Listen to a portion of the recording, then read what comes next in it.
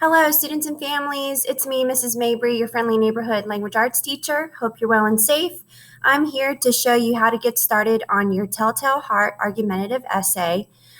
We did an example here in my 1A class, which is hybrid. I call them the Fabulous Five. I have 5 students. They helped me start this essay.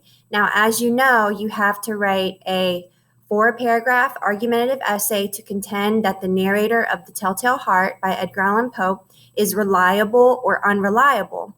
Here's your essay guide, introduction, hook, bridge, thesis, body paragraph 1, your claim, reliable or unreliable. Body paragraph 2 is your counterclaim or opposite view. And last, your conclusion restates the introduction. Here's your grading rubric. Please remember to click spell check. And here are some thesis examples.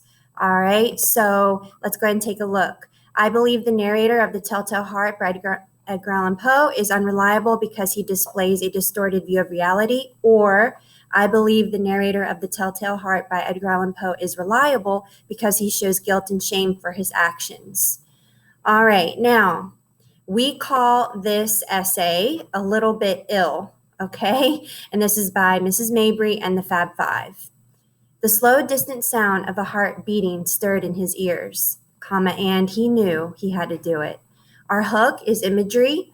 A lot of times we start our essays with maybe a rhetorical question because it might be the first thing we think of to grab the reader's attention. But because The Telltale Heart is a story full of imagery, we decided to start with emulating the imagery here. That's our hook.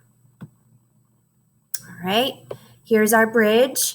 In the story, The Telltale Heart by Edgar Allan Poe, the narrator was frightened of the old man's eye, and he would spy on him every night for 7 days after he went to bed. This is background knowledge. It's called a bridge. You're bridging the hook to the thesis.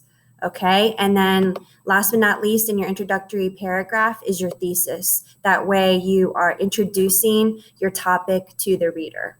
All right, we're going to go ahead and go down to body paragraph 1. This is your claim. Now, we decided that we believe the narrator is unreliable or insane.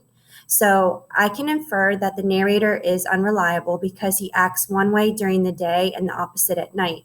And he has no problem with his neighbor, the old man, but the old man's eye vexed him. And my student, one of my Fabulous Five, said, let's use vexed instead of annoyed because it's a word from the story, vocabulary word we could use. In the beginning of the story, the narrator says, and we quote, "Whenever it, in parentheses the eye, fell upon me, my blood ran cold. And so by degrees, very gradually, I made up my mind to take the life of the old man." And we used our parenthetical citation, the last name of the author, Poe, and line 14 through 16.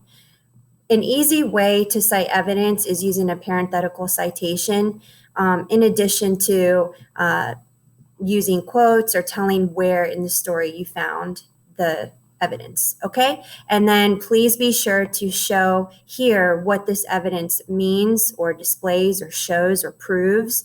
That way you can connect your evidence to your claim. That's very important, this sentence right here. So go ahead and finish this sentence.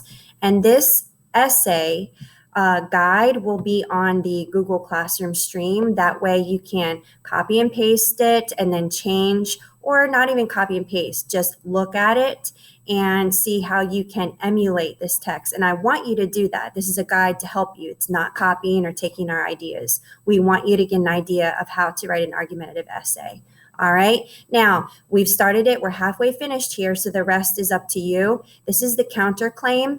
On the contrary, that's our transition to show the opposite side, comma. Some people say, that's the flip side. Other people think this. Some people say the narrator feels guilt and remorse for what he did. In the story, it says, so find your evidence, explain what the evidence means to connect it to the counterclaim, and last but not least, do your conclusion. Easiest part, restate your claim or thesis from the introduction.